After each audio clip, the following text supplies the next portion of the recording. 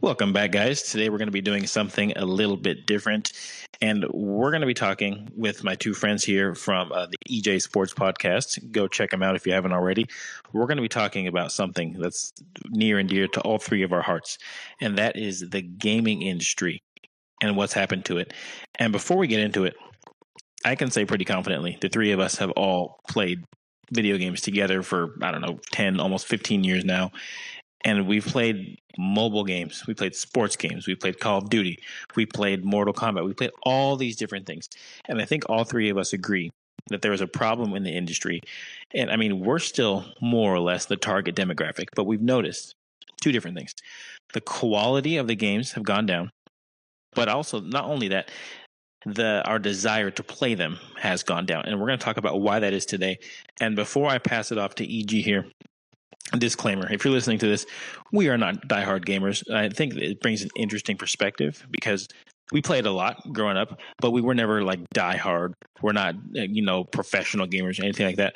We are the target demographic that they want. And we're a little bit dissatisfied. My boy EG spent a lot of time playing video games over the years. For you right now, what is the main reason or reasons that you are not as interested as you were 5, 10, 15 years ago? Just kind of a broad question. For me, it's very simple. The reason why I'm not really interested in many video games now, it's the whole idea of what the hell is going on. It's such a weird thing that today video games are basically like the video games back then, but there hasn't been much of improvement. Me as being a FIFA player, playing a lot of FIFA, I'll tell you this much right now. The graphics today have improved a little bit to compare to where they were before. And it's such a weird thing because obviously video games have to improve throughout time. But I gotta tell you something, it's not just in the video game industry. I bet you it's in every other industry. There's always been a slight tweak. And guess what? Just because it's a new gen, they're going to overprice it. They're going to tell you it's better. They're going to charge you more for it. And I feel like that's just a bad thing when it comes to this industry. Again, me, I'm a huge FIFA fan. I play UFC. I play WWE. I play Madden. I play Call of Duty. I play all these sort of things. And the issue is that every time they announce a new game, and I look at the gameplay, I realize, hey, that's the exact same thing it was before. And they're now overcharging you because they're putting a slap new title. They're doing all this stuff. And I feel like that's just horrible. I feel like for me, wanting to go out and buy a new video game, I feel like that's the issue. Is there's many things going on. For me, that's the big issue. Yeah, and for me, I think the problem is, I think most people would agree that sometime, early 2000s up until maybe 2015-ish would be the peak of gaming. But the problem for me is that it seemed like, think about like when Battlefront came out or Halo or the early Maddens, NFL Street, obviously FIFA, 2K. When they first came out, it was more about like an art form. They wanted to create a piece of art in the game. And now it's about making money. You know what I mean? And I think we've gone away from that because, again, they just, like you said, they recycle the same things over and over and over. And we'll probably get into it, but the games, they're lacking a lot more of the depth that they had in the past. We're going to talk about EA, but like one thing I thought of, there's one YouTuber I follow, and EA does this thing where they'll have a feature in the game from 2011. They'll take it out for like 5-7 years and they'll repackage it as brand new. Whereas, if you're young, oh, this is great, this is brand new. But if you're over the age of like 20, you're going to be like, dude, I remember this from not that long ago.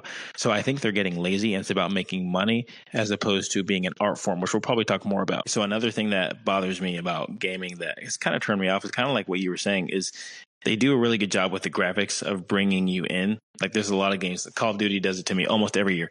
Like I'll look at the trailer, I'll look at gameplay. The graphics are great, but then like once you spend a couple hours getting into the game, it's like, dude, this is the same thing over and over. And this is, we're going to talk about EA in a minute, but when you release a game every single year, it's bound to not be as good, right? The reason people love GTA partially is because it's not a yearly release. It comes out every, I think before this time, it was like every 7 years or something. Same thing with Red Dead. But the problem is they keep churning out game after game after game. And realistically, it's just slop. It's copied and pasted. You know what I mean? I agree. And I feel like one of the video games that have actually mastered the idea of that we're only releasing one game and we'll have DLCs, we'll have things coming out. That's Minecraft. Now, if you realize that Minecraft has been basically the same concept for nearly 20 years. And the reason why is because they've mastered that, hey, we're going to have a base game, which people will buy into. And if they want to explore more, we'll have these DLCs ready for them in order to explore. And I feel like that's the thing that people don't realize. The reason why Minecraft has been probably the most successful franchise of all time when it comes to them just having a consistent game coming in and out. The second video game company has really done that is now Fortnite. Fortnite has realized that, hey, if we want to keep our people happy, we'll still have the OG game come in and out, but then we'll have DLCs, new maps, new things coming up, but still the same game. So people, if they buy it once. And if they want to explore these other things, they'll buy the DLC. They won't have to buy a whole new video game that costs $70. They'll just buy the $5-10 DLC and they'll explore with that. And that's the thing that these other companies are not realizing. That's probably what will get the most gamers in. Is the reason why Fortnite exploded so much because of that. It's the reason why Minecraft has kept their consistency was because of that. It's the reason why GTA 5, even though it came out, 2013, 2014, it's still being played today because of that. They kept the same game. They kept the same concept. They just added a few things here and there in order to actually help the audience and to make sure it's actually compatible for everyone. Like that's the best way in order for people like us who don't really want to play video games now, don't play as much as before, we'll get back into a game. If it's just one game, and they'll add DLCs here and there, and then boom, we'll get everyone to actually play the game. I feel like for me, that's the best way. I'm really glad you brought up Fortnite because, again, I can attest to at least two of us at this table. When we played online gaming, two of us were decent at one point. No offense. I'm not going to say who was who. So the problem is with online gaming, and I'll tie it into Fortnite in a minute, was Call of Duty, it used to be, before they had, what's it called? Skill-based matchmaking. Before they had skill-based matchmaking, it would be, the five of us, our group, we would load into a lobby and we would play whoever else was looking for a game. Didn't matter. Some of them would be good. Some of them be okay. Some of them would be bad. But you do that enough times. Number one, you're going to get better, right? Because you're facing all different types of people. But number two, you're facing the average gamer basically over, an hour, 2 hours, 3 hours. But now they have skill-based matchmaking in all these games, whether it's Madden, whether it's college football, whether it's COD. So you have a couple good games, and guess what they do? They throw you with all the animals. So I can't get off of work, and come home, play what I want to be a relaxing game of Call of Duty, because if I have a good game or two, I'm going to get thrown to the animals. So Fortnite. I honestly can say for me, Fortnite at its peak was probably maybe the most fun game ever. It was so fun. And I've thought about it. I've watched other videos about it. And the thing is, what made that game great in the beginning was because building, no one knew how to do it. It was like this weird thing that no one knew how to do. So when you're in the middle of a game, you have to try and piece it together to try and build. Not only that, but it had a very unique, battle royales were around before, but it had a very unique way of putting you and your teammates, having you guys work together to try and win the game. And for that, 6-month period, it was perfect. But the problem is, as we call them, the sweats, you can't be a normal person and play these games competitively because you're going to get killed.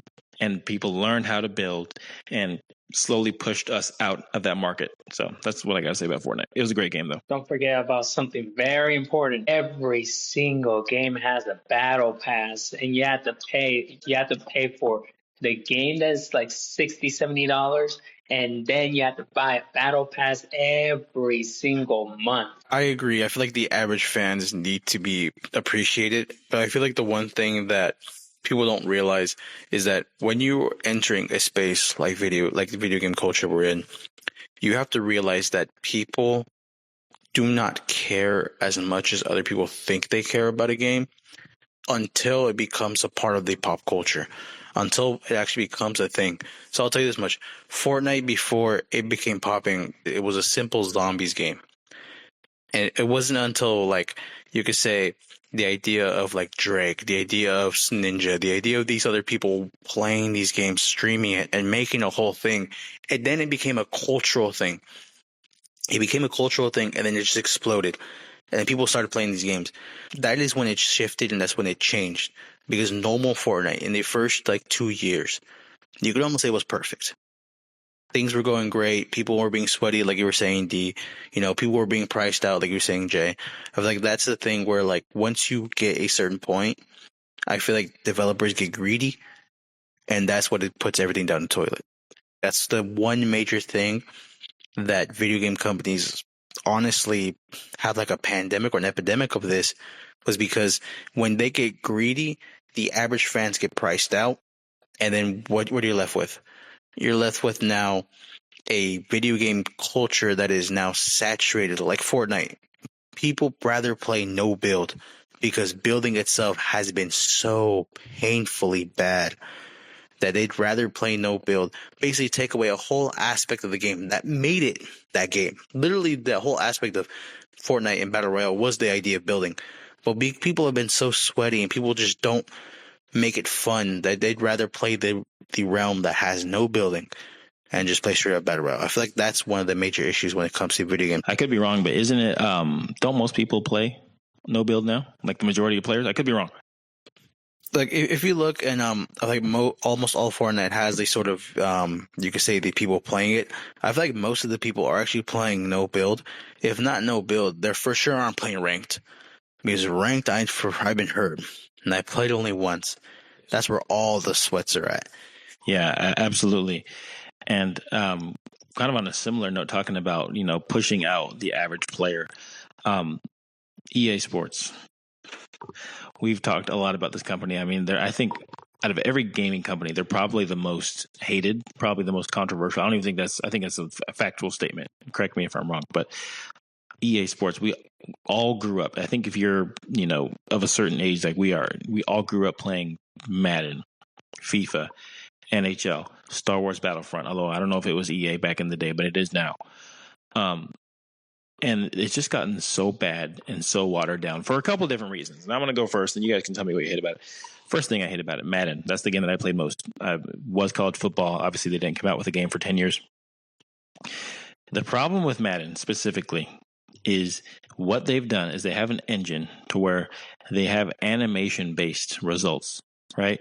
So if my player is running and your player is running at me, before you even make the tackle, EA has decided the animation is going to be maybe me falling forward for 3 yards, maybe you hitting me back for a couple yards. It doesn't matter what you or I do after a certain point, right? There's been other times, which has been infuriating. I can talk about this for an hour, where I'm playing online and I need to stop and I tackle the guy 2 yards in front of the first down. But EA Sports has decided that my guy I can't control this. He's going to miss the tackle and the guy's going to keep going. So the problem with this animation-based model is that you take the skill out of the game and you make it based on, I'm not going to say luck, but 50% luck. And the quality of Madden has gone down a lot. I know you guys are FIFA players and it's kind of similar, but the quality of the actual gameplay has gone down a lot. And people say, oh, if you don't like it, don't play it. Like, no, Madden used to be so good. And not even that long ago, like, I don't know, 2012 or something. It used to be great. I have not bought Madden in, I don't know, maybe 10 years. And because it's the same game repackaged every year, literally the same game repackaged every year. They'll change the uniforms. They'll add an old feature from 10 years ago, act like it's brand new. And it's the same slop over and over again. And I'm sick of it. College football right now is better, but I think it's heading that way. Give it 5 years. It'll be there again. What are your main problems with EA? One of the main problems I have with EA, and it's a big problem for all my people who are in the FIFA community, which now the EAFC community, the one thing that has plagued FIFA for years is the inconsistency in the way that the game mechanics are. I can't tell you how many times, year by year by year, there's always one small thing that will ruin every gameplay possible. For many years, it doesn't matter if your player was a 60 overall. As long as he was fast, he could play, and he could beat all your players, online or not. Other than that, the microtransactions they're doing, it's basically a pay to win. Like all games, it's a pay to win. FIFA packs are basically outpriced. I think someone did the math, and I think it was AJ3 FIFA. 1 year, I think he just spent $20,000 on just FIFA packs. And I could be inflating those numbers, but I'm pretty sure it was in the thousands.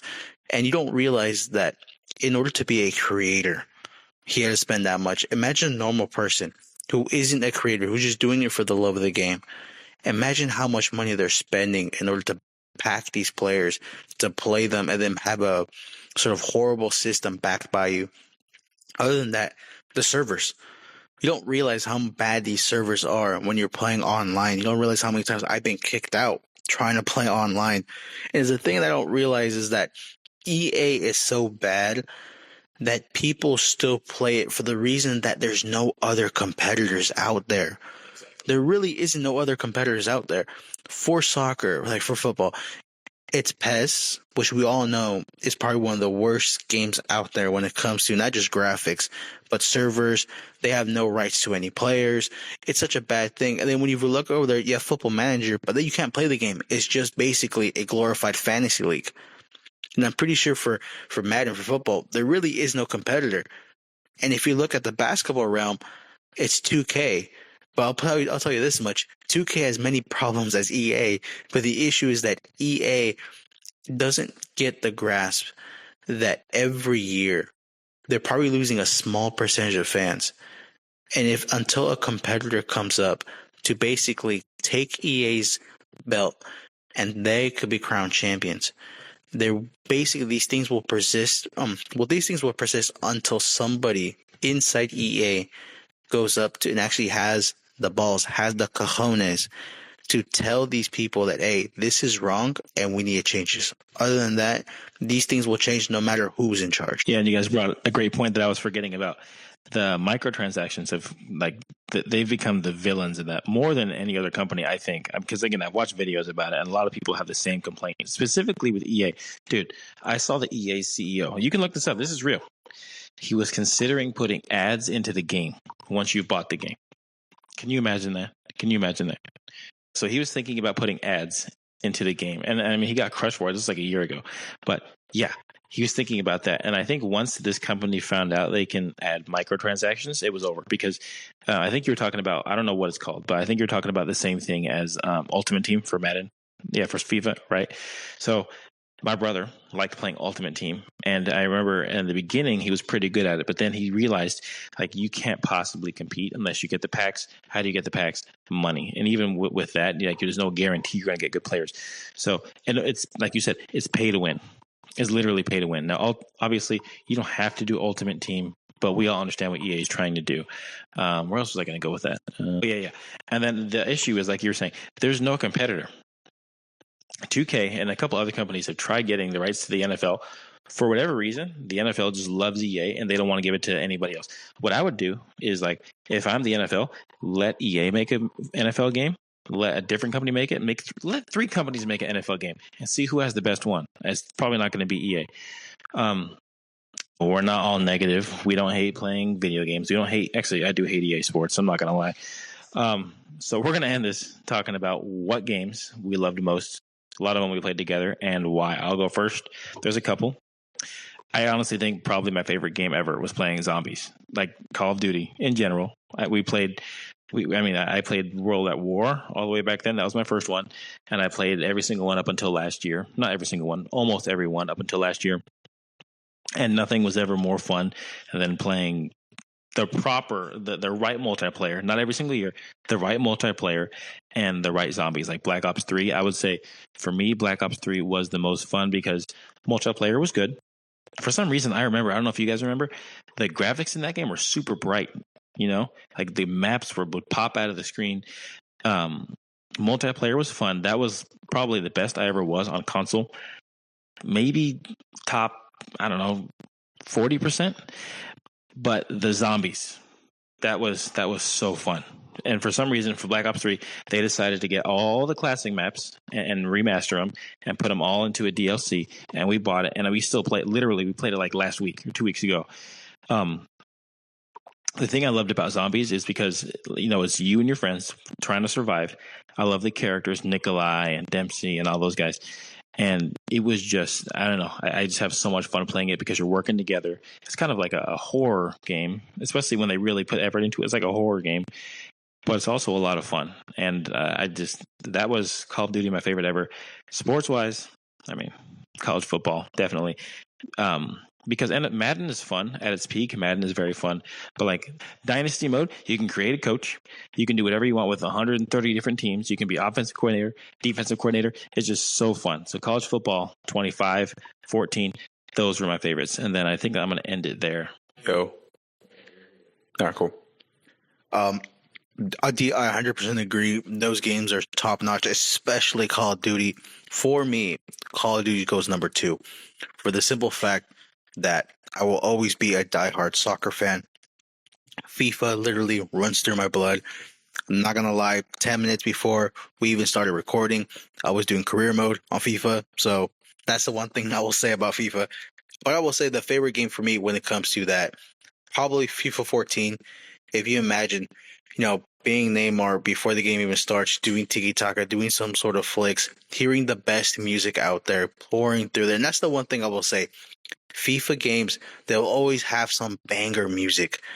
The music that probably shouldn't even work, but for some reason when they're in the game, you just feel like you're vibing to it.